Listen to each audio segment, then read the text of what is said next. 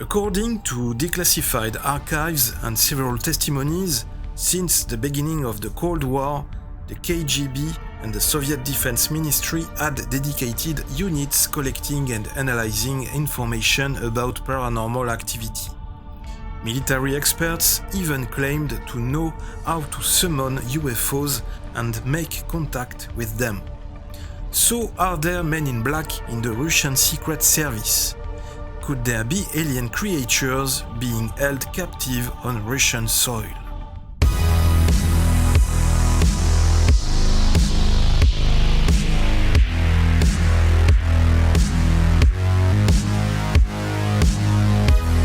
Section 51. Hi everyone, what's up guys? DozGeek here with Section 51. Thanks again for your support. Before starting, please hit that like button and share this new video right now to keep supporting Section 51. The main intelligence directorate of the General Staff of the Armed Forces of the Russian Federation, abbreviated GRU, formerly the main intelligence directorate, and still commonly known by its previous abbreviation GRU, is the Foreign Military Intelligence Agency of the General Staff of the Armed Forces of the Russian Federation.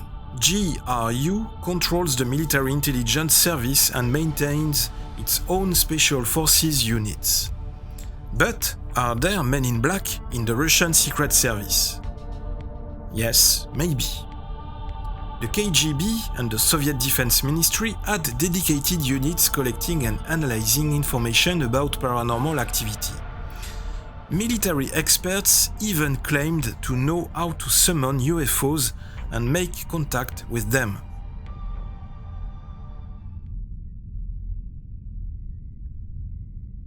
When Russian Prime Minister Dmitry Medvedev was recently asked an unusual question, a RAN TV correspondent asked him if it was true that he received a classified folder with information about UFOs along with a nuclear briefcase when he was president.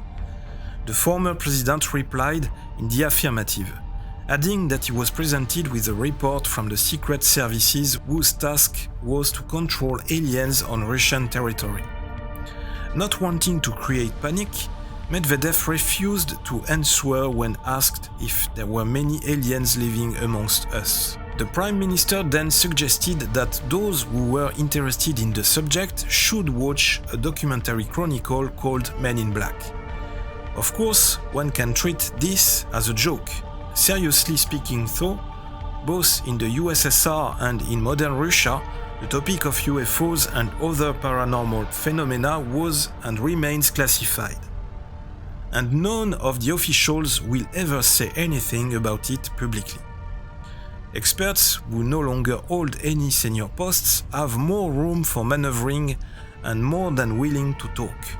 Some former high-ranking Soviet military officials have decided to lift the veil of secrecy on the mystery of UFOs. Revelations came in the end of March 2013 at the Ziegel Readings Conference, which is named after Felix Ziegel, a Soviet astronomer and mathematician who is largely credited with being the founder of ufology in Russia. This biannual event has been held in Moscow for more than 20 years and is devoted to the study of paranormal phenomena. For many years, reports of UFO sightings were treated in the USSR as bad science fiction, not worthy of attention from serious scientists.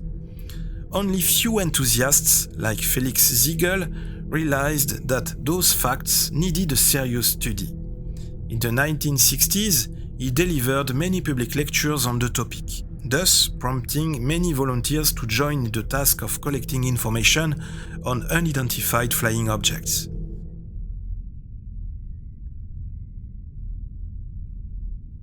In fact, according to the declassified archives and some testimonies made by former Soviet officers, Soviet military intelligence really began to be interested in the topic of potential contact with aliens since the beginning of the Cold War in 1947, and especially the time of the accident of a flying saucer in Roswell, USA, July 4, 1947. However, for many years, no one could systemize or at least understand the direction of work.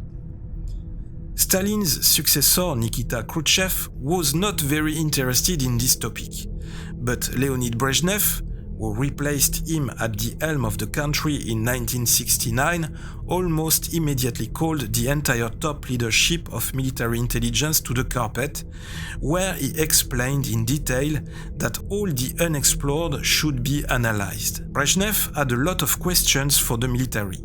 He was interested in the details of the contacts of the Soviet military with any potentially extraterrestrial objects.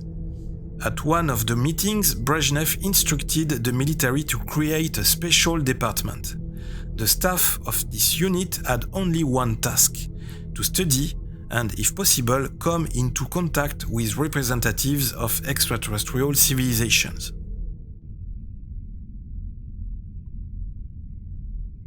The soldiers were recruited into a special military intelligence unit very carefully. The candidate's personal file had to be approved by a special commission, the so-called Committee of Five, which included outstanding officers of the General Staff and people from the KGB who knew exactly how to work with classified information of this level. According to rumors, the last resort before being enrolled in the elite squad is the signature of the head of the KGB Military Technical School, Major General S.G. Orekov. He was also credited with the role of curator of the secret squad of alien hunters for a number of reasons. Firstly, Orekov was a proven and reliable person. He went through the World War II, had an extraordinary mind, erudition, and knew how to organize complex technical projects. Secondly, in 1966, Orekov was given a new structure where special communications officers were trained for military intelligence and the KGB. According to rumors, this university graduated the first specialists in working with technologies of extraterrestrial origin in 1970, after which the active phase of the hunt for alien technologies began.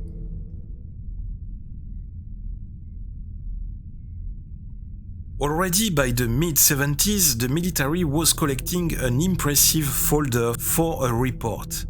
It contained all the information about objects of extraterrestrial origin and a detailed classification. From cigars flying over the burning forests of Siberia to bright silver drops that fell in those years to aviation pilots of the Pacific Fleet. Even the so-called Petrozavodsk phenomenon in 1977, a bright glow in the sky of hundreds of objects of various shapes that appeared and disappeared both during the day and at night. To reassure the inhabitants of the northwest of the country, alarmed by an incomprehensible phenomenon, the military quickly declared that rockets took off into the sky and all that people saw was optical phenomena. In fact, this was only partly true. There really was a launch from the cosmodrome of Plesetsk, but only one. The remaining several dozen objects regularly flew to look at the technology demonstration during the night and completely disappeared only 55 minutes after the satellite was launched. Another area of work on aliens in the Brezhnev era was an attempt to probe the features of flying objects. Discs, cigars, drops, the testimony of hundreds of combat fighter pilots who spoke about the bizarre shapes of UFOs in the sky were studied by a special department of the GRU with the sole purpose of understanding at least part of the technologies that our guests have. The scale of the tracking of aliens turned out to be such that in each military unit on the territory of the country there was a special officer responsible for collecting and transmitting data about UFOs to higher authorities. After the incident in Petrozavodsk, the military received a special instruction, which said, up to 98% of what is happening in the sky is explained by natural causes, but even these features must be recorded. The first serious success of the Special Combined Group of the GRU and the KGB of the USSR was achieved only by the end of the 70s. On July the 11th, 1979, near Sakhalin, a MiG-25 interceptor allegedly shot down an unknown object, the speed of which was much higher than that of a Soviet fighter. Shortly before permission to use the weapon, the pilot reported this. There is a strong vibration in the fuselage of my plane. The feeling is that now the wings will be torn off. And then the UFO was allegedly shot down. Almost immediately, the area of the fall of the object was cordoned off by the ships of the Pacific Fleet, and a day later, specialists from the General Staff arrived at the scene, taking the situation under their control. The further history of this incident is unknown. All papers mentioning the date, details, and even the ships involved in the search operation disappeared without a trace. Then there were rumors that a secret base was being built on Sakhalin for a special case. There, according to the military, they planned to send both contactees and guests from other worlds to quarantine. In the 90s, journalists wrote about this base several times, but fact-checking was constantly lame. Some argued that this prison was located in Kamchatka, others were sure that it was on the Kuril Islands, and still others insisted that the special prison for aliens was built on the mainland somewhere near Khabarovsk. The loudest incident happened in 1978, when unknown objects nearly destroyed 2 Soviet fighters. When some unidentified vehicles entered the airspace over Murmansk, the local air defense regiment, raised on alert, immediately began to illuminate the sky with powerful searchlights, but after the beams of huge lanterns shot up into the sky, the guidance system radar went blind. In a few seconds, more powerful bulbs of searchlights began to burst. Only after turning on the emergency lighting did it become clear that an unknown impulse, certainly emitted by these UFOs, literally fried the powerful lanterns. Were these UFOs looking for their fellow prisoners somewhere in Russia? Huge amounts of money were spent trying to catch at least one UFO and capture the object without damage. Thanks to specialists from the GRU, it was possible to establish that each such object has its own radiation signature and that flying closer to a distance of 300 meters can be life-threatening. At the same time, a special program, GRID, was developed within the framework of which a powerful electromagnetic directional cannon was to be installed on each fighter interceptor. 200 million Soviet rubles were spent on the development of the system and its testing. In 1983, the first fighter with such a jammer took off, but all information about the further development of the system disappeared. As it can be seen from history, UFOs are a phenomenon that is observed not only in America, but also in other parts of the world. It would be interesting to wonder what the authorities are hiding from people in other countries. In Russia today, like in the USA, there must still be a secret base where this kind of advanced technology is currently studied. Maybe even that this base still contains very special guests. But will we ever have the chance to know the exact location of this base, and can we call it a prison?